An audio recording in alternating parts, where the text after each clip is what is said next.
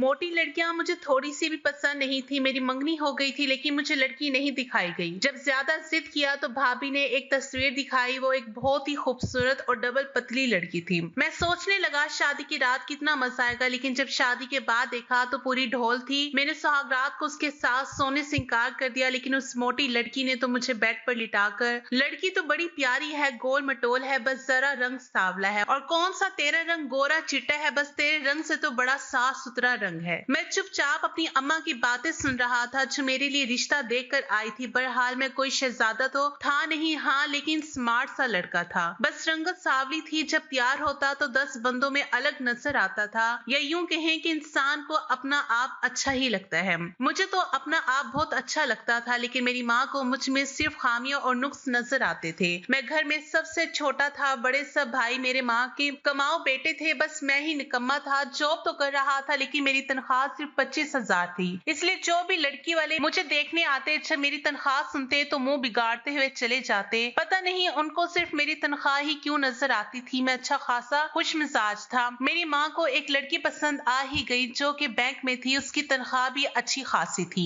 मेरी माँ के मुताबिक निहायत शरीफ और मासूम से बच्ची थी। मेरी माँ उसी के गुण गाए जा रही थी। मैंने कहा, अम्मा मुझे और तो किसी बात पर एतराज नहीं है, लेकिन आप जानती है कि मुझे बस एक ही बात बुरी लगती है, और वो ये कि लड़की मोटी ना हो। ये सुनकर मेरी माँ ने उल्टा हाथ मारा, कहने लगी, नहीं है इतनी मोटी, अच्छे खासे खाते पीते खानदान की है, बस जरा से गोल मटोल है। मैंने अम्मा की बात सुनकर भाभी की तरफ देखा था। मैंने कहा, भाभी आप मुझे बताएं कैसी है लड़की। मेरी भाभी भी साथ गई थी। उन्होंने अम्मा की तरफ देखा। अम्मा ने ना जाने उन्हें क्या इशारा किया, कहने लगी, जो अम्मा बता रही हैं वैसे ही तो है, ज्यादा गौर से नहीं देखा मैंने। हाँ लेकिन मेज पर बनाई हुई सारी चीजें बड़े मजे की थी, और सब की सब माहम ने ही तो बनाई थी। बहुत जायका है लड़की के हाथ में। मेरी माँ कहने लगी कि एक तो बैंक में नौकरी करती है, पैसे कमाती है, फिर घर भी अच्छा संभाल लेती है, खाना भी अच्छा पकाती है, और क्या चाहिए। पता नहीं क्यों अपनी माँ और भाभी की इशारेबाजी पर मेरा दिल मुतमईन नहीं हो रहा था, जबकि लड़की वाले मुझे मेरी कम तनख्वाह के साथ पसंद करके जा चुके थे, और मेरी माँ को भी उस लड़की में कोई कमी नजर नहीं आई थी। रिश्ता पक्का हो गया। रिश्ता पक्का होने के बाद मेरी पहली फरमाइश यही थी, उस लड़की की तस्वीर देखना चाहता हूँ। लेकिन मेरी माँ कहने लगी कि लड़की वालों के घर ये रिवाज नहीं है। मुझे बड़ी हैरत हुई। मैंने कहा, अम्मा क्या हो गया है आपको, किस दौर में जी रही हैं आप? आजकल के दौर में ऐसी पर्दादारी कोई नहीं करता। मैं तस्वीर जरूर देखूंगा। मेरी माँ कहने लगी, तुझ में कौन सा गुण है जो तुझे लड़की देखनी है? मेरी भाभी कहने लगी, अम्मी ठीक है, अगर इसे तस्वीर देखनी है तो मैं भेज दूंगी, उसके नंबर पर मंगवा लूंगी। अगले रोज मेरे मोबाइल पर भाभी के नंबर से एक लड़की की तस्वीर आई। वो लड़की तो बहुत प्यारी और खूबसूरत, दुबली पतली सी थी। हाँ बस चेहरा थोड़ा गोल था। मैंने कहा, यार ये है तो ठीक है, मैंने तो इसी लड़की के ख्वाब 5 महीने अपनी आंखों में सजाए थे। मैं दिल ही दिल में उसका दीवाना हो गया था। मेरे ससुराल वालों ने बहुत अच्छा हाल बुक करवाया था शादी के लिए, और मेरी माँ कह रही थी कि जहेज भी बड़ा अच्छा देना है उन लोगों ने। जाहिर है कमाओ बेटी है उनकी, मेरे बेटे की तरह निकम्मी थोड़ी है। इससे पहले कि मैं कोई जवाब देता, भाभी कहने लगी, अम्मा बस भी कर दें, क्यों इस बेचारे के पीछे पड़ी रहती है?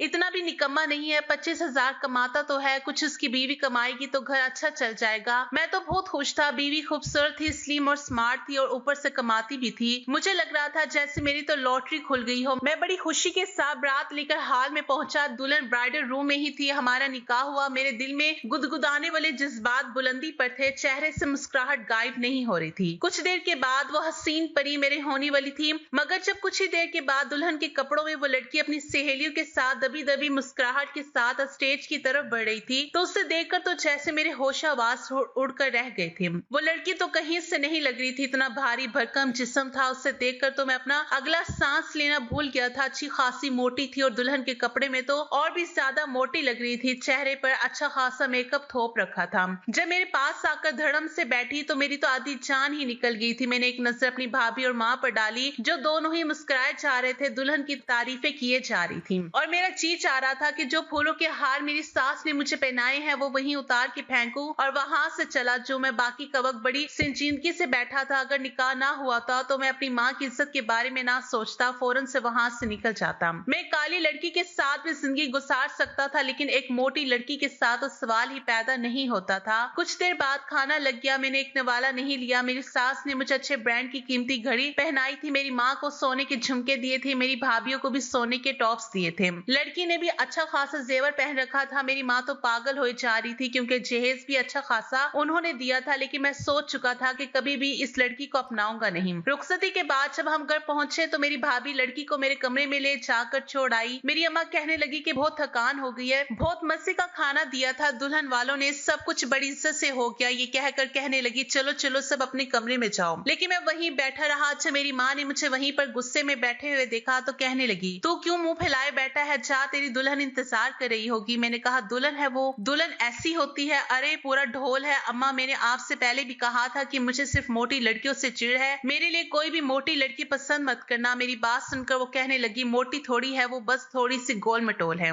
बस कर दे अम्मा, 100 से ऊपर वजन होगा उस लड़की का, आपने क्या सोचकर मेरी शादी उससे की है। मेरी माँ कहने लगी तो और क्या, आसमान की कोई परी ला दे तुम्हारे लिए, 25,000 तनख्वाह पर कौन बेटी देता है, और वो भी खूबसूरत। मैंने कहा ना होती खूबसूरत कर देते किसी से, लेकिन मोटी लड़की से नहीं करनी चाहिए थी। ना तो मैं कमरे में जाऊंगा ना मैं उसे अपनाऊंगा, वो आपकी पसंद की बहू है, उसे आप संभालिए। सुनना था कि मेरे अब्बा जो काफी देर से खामोशी से बैठे थे, हम माँ बेटे की बातें सुन रहे थे, कहने लगे ये क्या बकवास कर रहे हो तुम। मैंने कहा अब्बा मैं बिल्कुल ठीक कह रहा हूँ, मैं उस लड़की के साथ कभी भी जिंदगी नहीं गुजार पाऊंगा। मेरा ये कहना था। अब्बा उठकर मेरे पास आए, मेरा गिरेबान पकड़कर छींकते अंदाज में कहने लगे अगर तुमने कोई भी तमाशा किया तो मैं भूल जाऊंगा कि तुम्हारा कद मुझसे बहुत ऊंचा निकला है, इतना मारूंगा कि तुम्हारी नानी याद करवा दूंगा। तमीज से कमरे में जाओ और उस लड़की के साथ वैसे ही पेश आना जैसे कि एक लड़के को अपनी बीवी के साथ पेश आना चाहिए। अगर मुझे जरा भी कोई शिकायत तुमसे मिली तो देखो मैं तुम्हारा क्या हश्र करता हूँ। मेरा बाप मुझ पर यूं भड़क रहा था जैसे मैं 10 साल का बच्चा हूँ और जबरदस्ती वो मुझसे अपनी बात मनवा लेंगे। मैं खामोश हो गया, अपने कमरे में भी चला गया। वो दुल्हन बनी बैठी थी, लेकिन मुझे उसे देखने का जरा मूड ना था। दिल तो चाहा कि उसे खड़ी खोटी सुना दूं कि वो मेरे काबिल है ही नहीं, लेकिन फिर अपने बाप की बातें याद आने लगी। मैं समझ गया था कि सारा मसला पैसों का है। उस लड़की की माँ ने जो सोने की कुछ चीजें मेरे घर वालों को दी हैं, ये उसी का रोब दिखा रहे हैं, लेकिन मेरे लिए वो सब धोखा था। मजबूरन ही सही उसके सामने जाकर बैठ गया। वो मुझे देखकर मुस्कुराई जा रही थी, शायद इस चीज के इंतजार में थी कि मैं उसकी तारीफें करूंगा और मोहब्बत भरी बातें करूंगा। जिस लड़की का ख्याल मैंने किया था ये तो वैसे थी ही नहीं। मुझे समझ आ गई थी कि मेरी भाभी ने जिस लड़की की तस्वीर मुझे दिखाई थी वो स्मार्ट थी। हाँ, शक्ल व सूरत इस लड़की से मिलती जुलती थी। मैंने जेब से अंगूठी निकाली और उसकी हथेली पर रख दी। मैंने कहा इसे पहले ना। ये सुनकर उसने हैरानी से मेरी तरफ देखा। मैंने कहा देखो मेरे सर में बहुत दर्द हो रहा है इसलिए मैं सोना चाहता हूँ। मुझे लग रहा है कि जैसे मेरा बीपी हाई हो रहा है, इसलिए मुझे तंग मत करना। ये कहकर मैं वॉशरूम में चला गया, शादी का जोड़ा बदला और बेड पर आकर लेट गया। ना मैं उससे गुस्सा कर सकता था ना ये कह सकता था कि मेरे बेड से उठ जाओ, अपना भारी भरकम जिस्म लेकर सोफे पर लेट जाओ, क्योंकि मेरे बाप ने मुझे जो धमकी दी थी वो सबके सामने मुझे बेइज्जत करके रख देते। पता नहीं माँ बाप अपने बच्चों के जज्बात से क्यों खेलते हैं, उन्हें मेरे बारे में भी सोचना चाहिए था। इससे बेहतर था कि मैं शादी ही ना करता। हो सकता है साल 2 साल में मेरी अच्छी जगह नौकरी भी लग जाती, हो सकता है तनख्वाह भी 40,000 हो जाए या फिर 50,000 हो जाए, लेकिन मेरे माँ बाप ने समझा था कि शायद मैं सारी जिंदगी सिर्फ 25,000 ही कमाऊंगा और मेरे सर पर उस सांड जैसी बीवी को डाल दिया था जो मेरे साथ जरा भी नहीं जचती थी। मैं बैठ के एक किनारे पर लेटकर अपनी साइड का लैंप भी ऑफ कर चुका था, लेकिन उसकी साइड का लैंप जल रहा था। वो अभी तक बेड पर वैसे ही बैठी थी। शायद उसे मुझसे इस किस्म के रवैये की उम्मीद ना थी जो मैंने उसके साथ बरता था। फिर बेड से उठकर वॉशरूम में चली गई। मेरा दिल तो बुझ कर रह गया था। क्या कुछ नहीं सोचा था मैंने आज की रात के लिए। कब वो वॉशरूम से वापस आई, कब सोई मुझे नहीं मालूम था, क्योंकि मैं सो चुका था। सुबह जब मेरी आंख खुली तो वो गहरी नींद में सो रही थी।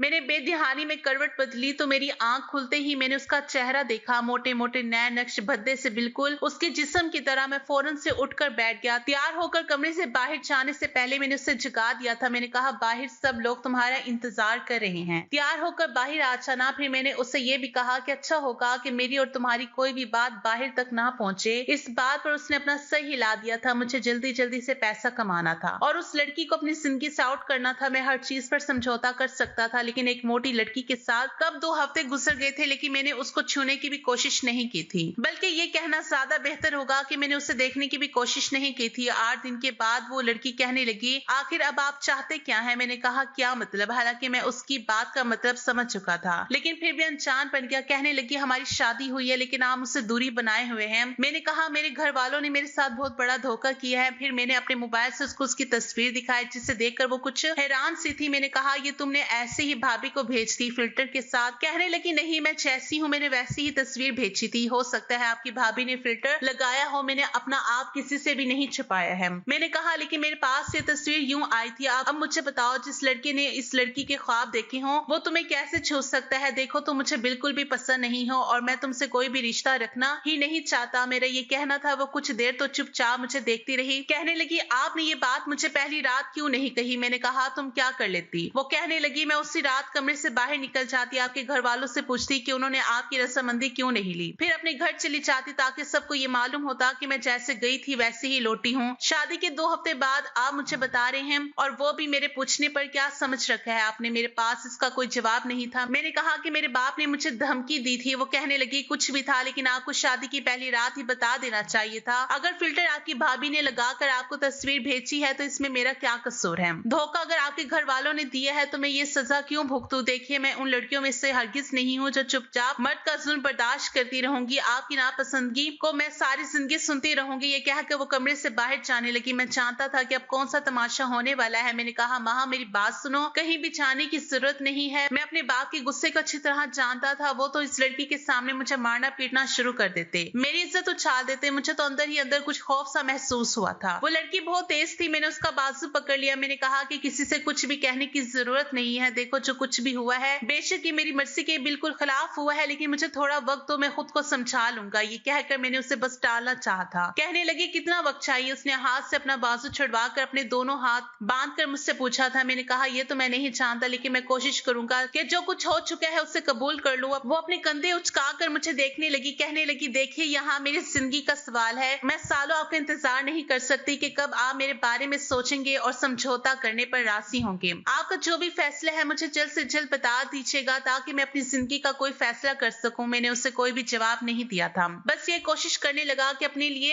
एक अच्छी सी नौकरी ढूंढ सकूं। कुछ दिन बाद माहम ने भी बैंक की नौकरी शुरू कर दी। मेरी माँ तो उसके सदके वारी थी, लेकिन मुझे वो एकांत भी अच्छी नहीं लगती थी। एक बार मैं अचानक से कमरे में दाखिल हुआ तो वो बिना दुपट्टे के बैठी थी। मुझे देखकर उसने फौरन से दुपट्टा खुद पर लिया। मैं अंदर ही अंदर मुस्कुराया था। उस ढोल जैसी औरत को मैं भला क्यों देखने लगा? ऐसा भी क्या था उसमें जो मुझसे छुपा रही थी? मुझे तो उसमें वैसे ही दिलचस्पी नहीं थी। मैंने बहुत सी जगह पर अपनी नौकरी के लिए अप्लाई कर रखा था। अचानक से मुझे एक अच्छी कंपनी में इंटरव्यू के लिए बुलाया गया। उसके बाद मेरी खुशी की इंतहा नहीं रही जब मुझे एक अच्छी नौकरी मिल गई। मैं बहुत खुश था। जब अपने माँ बाप को ये खबर सुनाई तो बचाए मेरी मेहनत और कोशिश को सराहने के कहने लगे, देख लो वहां तुम्हारी जिंदगी में क्या आई, तुम जैसे नाकाम इंसान को भी कामयाबी मिलनी शुरू हो गई। सच ही कहते हैं, रोजी रोटी औरत के नसीब से आती है। मेरा तो सारा मूड ही ये सुनकर खराब हो गया। मैं तो बहुत खुश था कि अच्छा है मुझे अच्छी नौकरी मिल रही है। मैं सोच चुका था कि अब जल्द से जल्द माहम को तलाक दे दूंगा, लेकिन उन्हीं दिनों माहम के अब्बा की तबीयत बहुत ज्यादा खराब हो गई। उन्हें अटैक आया था। डॉक्टर ने उन्हें टेंशन लेने से बिल्कुल मना कर दिया था। माहम बहुत परेशान थी, रोए जा रही थी, लेकिन मुझे ना तो इससे गर्ज थी ना उसके रोने से। मैंने एक बार भी उसे झूठी तसल्ली भी नहीं दी। मेरी तनख्वाह बहुत अच्छी लग गई थी। मैंने सोचा कि वैसे कह देता हूँ कि अब वो चाहे तो मैं उसे तलाक दे देता हूँ, लेकिन जब ये बात मैंने माहम से कही तो वो कहने लगी कि मुझे तलाक नहीं चाहिए, मेरा बाप बीमार है, इतना बड़ा सदमा बर्दाश्त नहीं कर सकता। उसने रोते हुए कहा था, फिर अपनी आंखों में आने वाले आंसू साफ करने लगी, लेकिन मुझे कोई मतलब ही ना था। मैंने कंधे उचकाए और बेफिक्र हो गया। उन्हीं दिनों अपने ऑफिस की एक कुलीग सिद्रा से मेरी दोस्ती हो गई। वो बहुत ही खूबसूरत और दुबली पतली सी लड़की थी। पहले हमारी बातों का सिलसिला शुरू हुआ, दोस्ती भी हो गई। अब मैं रात भर उससे बातें करने लगा, अपने कमरे में ही करता था। माहम ये देखकर पहले तो खामोश रही, लेकिन एक दिन कहने लगी कि ये क्या तरीका है, आपको शर्म नहीं आती? बीवी को छोड़कर रात भर आप दूसरी औरतों से बातें करती हैं।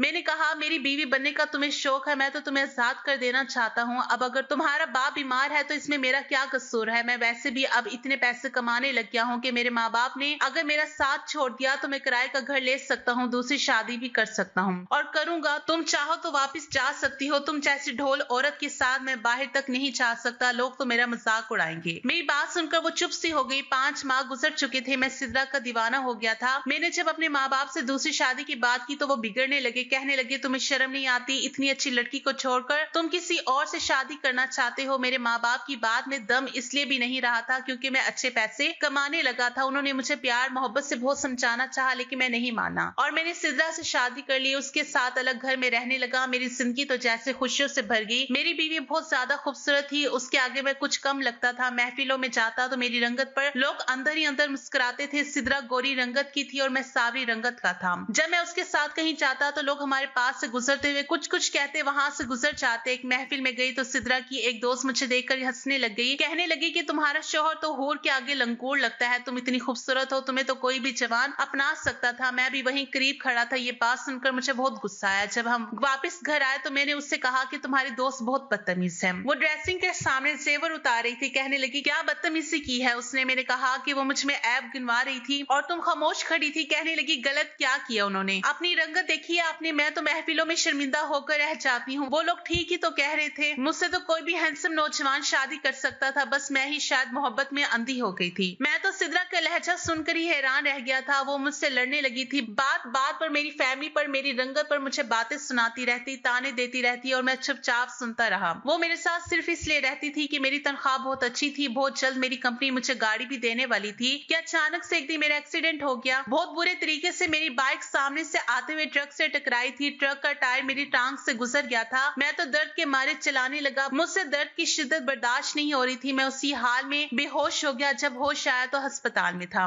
डॉक्टर मेरी टांग काट चुके थे। ये सदमा मेरे लिए बहुत बड़ा था। सिद्रा अस्पताल में ही थी। जब मुझे होश में देखा तो मेरे पास आ गई। मैंने कहा कि मेरे माँ बाप को खबर कर दो, मैं उनसे मिलना चाहता हूँ। सिद्रा की खातिर मैंने अपने माँ बाप को नाराज किया था और सिद्रा से शादी के बाद मैंने पलट कर अपने घर वालों को नहीं देखा था। कहने लगी मैं भी यही चाहती हूँ कि तुम अपने माँ बाप को खबर करो और उनके साथ ही चले जाओ, क्योंकि मैं तुम्हारे साथ जिंदगी नहीं गुजार सकती। काले तो तुम पहले से ही थे और अब लंगड़े भी हो चुके हो। मैं अपनी सारी जिंदगी एक अपाहिज की खातिर बर्बाद नहीं कर सकती। उसकी बात सुनकर मैंने कहा कि सिद्रा मुझे इस वक्त तुम्हारी जरूरत है, बहुत जल्द मैं अपना इलाज करवा लूंगी, मेरी कंपनी पैसा देगी। सिद्रा कहने लगी कौन सी कंपनी, बॉस ने तो तुम्हारी एक्सीडेंट की खबर सुनकर तुम्हें ऑफिस से निकाल दिया है, तुम अपाहिज हो गए हो, तो उन्होंने तो तुम्हारी जगह किसी और को रख भी लिया है। मेरा फोन वो मेरे हाथ में थमाकर कहने लगी कि जितनी जल्दी हो सके मुझे तलाक दे देना। ये कहकर वो जा चुकी थी और मैं हक्का बक्का उसकी शक्ल देखता रह गया। कुछ देर तो मुझे अपने कानों पर ही यकीन नहीं आया, क्या बीवी ऐसी भी होती है। मैंने अपने घर वालों को फोन किया तो मेरे माँ बाप और बहन भाई सब तड़पते हुए मेरे पास पहुंचे थे। यहाँ तक कि माँ भी उसे अपने सामने देखकर मैं हैरान हो गया। मुझे तो लगा था कि वो अपने घर वापस जा चुकी होगी, लेकिन वो मेरे घर वालों के साथ ही रह रही थी। मुझे देखकर उसकी आंखों में आंसू थे, जो कि मेरे लिए हैरानी की बात थी। मेरी माँ मेरे सीने से लगे रोई जा रही थी। मेरे अब्बा मेरे पास बैठे हुए थे, कहने लगे कि तुम किसी चीज की फिक्र मत करो। मेरे माँ बाप मुझे अपने घर ले गए। माँ मेरा बहुत ज्यादा ख्याल रखने लगी और मैं हैरान था कि वो ये सब क्यों कर रही है। मैंने तो उसे कभी कोई खुशी नहीं दी थी, हमेशा उसे ढोल कहकर पुकारता था, उसे ताने देता था। जब अपने ऑफिस में जॉब के लिए जाती तो उस वक्त मेरी माँ और बहनें मुझे संभालती। मेरे अब्बा भी मेरा बहुत ख्याल रखते थे। मैं तो उनके सामने नजर भी उठाने के काबिल नहीं था। हाथ जोड़कर मैंने उनसे माफी मांगी थी। वो कहने लगे हमने तुम्हारे लिए अच्छी हमसफर पसंद की थी, बस तुम्हें बाहर की खूबसूरती ने आकर पागल किया, वरना जो सलूक तुमने माहम के साथ अपनाया था कोई और होती तो ये घर छोड़कर जा चुकी होती। जानते हो तुम्हारे पीछे से तुम्हारे अब्बा की तबीयत बहुत खराब हो गई थी, घर में भी तंगी थी, सारा खर्चा माहम ने ही उठाया था, तुम्हारे माँ बाप की देखभाल भी की थी। ये सुनकर तो मुझे बहुत शर्मिंदगी सी हो गई। मैंने वाकई उसके साथ अच्छा सलूक नहीं किया। वो जैसी भी थी लेकिन बहुत से ख्वाब से जाकर मेरे घर आई थी और मैंने बहुत बेदर्दी से उसके हर जज्बे को कुचल कर रख दिया था। वो ऑफिस से वापस आए तो मेरे लिए खाना बनाने लगी। खाना बनाकर मेरे पास आ गई, मेरे सामने ट्रे रखती, कहने लगी आप खाना खा लें तो मैं आपको नल्हा देती हूँ। मैंने खाने की ट्रे साइड पर रखी और माहम का हाथ थाम लिया। ये देखकर वो मुझे बड़े ताज्जुब से देखने लगी। मैंने कहा माहम मुझे माफ कर दो, मैंने तुम्हारी कदर नहीं की। उसने अपना हाथ छुड़वा लिया, कहने लगी ऐसी बातों का वक्त नहीं है। 2 माह बाद उसने इतने पैसे जमा कर लिए कि मेरा ऑपरेशन करवाया जा सके। उसने फटाफट से मेरा ऑपरेशन करवाया और अब मुझे एक जैली टांग लग चुकी थी। इससे ये हुआ कि मैं लंगड़ा कर चल फिर सकता था। नौकरी भी दोबारा से करने लगा। मैं तो उसका जितना भी एहसानमंद होता उतना ही कम था। मैं चाहता था कि अब उसे वो मोहब्बत दूं जिसकी वो हकदार है, लेकिन मैं जब भी उसके करीब आने की कोशिश करता तो वो मुझसे दूर हट जाती। एक बार मैंने उसका हाथ थाम लिया। मैंने कहा मेरे पास बैठो, बस बातें किया करो। तुम मेरी इतनी देखभाल करती हो लेकिन मुझसे बात नहीं करती। मसला क्या है तुम्हारे साथ, मुझे बताओ। कहने लगी मेरे अब्बा पहले से काफी बेहतर हो चुके हैं, अब आप चाहें तो मुझे तलाक दे सकते हैं। ये सुनना था कि मेरे तो होश उड़ने लगे। मैंने कहा माहम ये क्या कह रही हो, मैं तुम्हें क्यों तलाक दूं, तुमने मेरा बहुत साथ दिया है। कहने लगी वो मैंने अपनी आदत से मजबूर होकर दिया है, किसी को अपने सामने तकलीफ में नहीं देख सकती थी। आपके अब्बा को भी नहीं देख पाई, ना ही आपको देख सकी। मैं यहाँ पर सिर्फ इसलिए थी क्योंकि मेरे अब्बा इतना बड़ा सदमा बर्दाश्त नहीं कर सकते थे। मैंने अपने घर में किसी से इस बात का जिक्र नहीं किया कि आपने दूसरी शादी कर ली थी। ससुराल में भी खामोशी से वक्त गुजारती रही, लेकिन अब मुझे वापस जाना है। आप भी ठीक हो गई हैं, आपको नौकरी भी मिल गई है, कोई भी खूबसूरत लड़की आपसे फिर से शादी के लिए राजी हो जाएगी और मुझ जैसी ढोल लड़की के साथ आप जचते नहीं हैं। वही बात उसने मेरे मुंह पर मारी थी। मैंने उसका हाथ दोबारा से पकड़ लिया, इस बार बहुत मजबूती से पकड़ा था। मैंने कहा मैं कौन सा खूबसूरत हूँ, मेरी रंगत सावली है, मुझे कोई भी लड़की तुम्हारे अलावा कबूल नहीं कर सकती। इसी तरह की बातें मुझे याद आने लगी, किस तरह से वो मेरी बेइज्जती करती थी, मेरी रंगत का मजाक उड़ाती थी। माहम से शादी होने के बाद मैं ये भूल गया था कि मुझ में क्या कमियां हैं, मुझ में क्या खामियां हैं। मुझे सारी खामियां सिर्फ माह में नजर आती थी। उसके मोटापे में नजर आती थी। उसके सामने मुझे अपना आप बहुत अच्छा लगता था, लेकिन मुझे असल आईना उस वक्त नजर आया जब मेरी शादी सिदरा से ही। बहुत जल्द ही मैं सिदरा से उकता भी गया था, क्योंकि वो हर वक्त मेरी रंगत के मुझे ताने देती रहती थी और माहम ने तो कभी मुझे पलट कर जवाब तक नहीं दिया था। मेरी आंखों में आंसू आ गए थे, उसकी भी आंखों में आंसू ही ठहरे हुए थे। मैंने कहा, मुझे माफ नहीं कर सकती। बेशक मेरी गलती बहुत बड़ी है, लेकिन जो सजा तुम दे रही हो वो उम्र भर की हो जाएगी। मैंने उसके सामने हाथ छोड़ दिया। मैंने कहा, मुझे माफ कर दो। मेरा ये कहना था कि उसने मेरे दोनों हाथों को थाम लिया। कहने लगी, मुझे शर्मिंदा मत करे। मेरी शादी को 4 साल हो गए हैं और वो आज भी वैसी ही है, लेकिन मुझे दुनिया भर की हसीन लड़कियों से ज्यादा वो खूबसूरत लगती है, क्योंकि उसका दिल बहुत खूबसूरत है। अल्लाह ने मुझे 2 बेटों से नवाजा है। मैं आप सब लोगों को अपनी कहानी सुनाकर ये पैगाम देना चाहता हूँ कि लड़की की बाहरी रंगत और मोटापे को देखने के बजाय उनकी अच्छी तरबियत और रवैये को देखो, ताकि घर जन्नत बन सके, जैसे मेरा घर बन गया। दोस्तों, उम्मीद करती हूँ आपको हमारी कहानी पसंद आई होगी। कहानी पसंद आई हो तो वीडियो को लाइक करिए, चैनल पर नहीं है तो चैनल को सब्सक्राइब करें।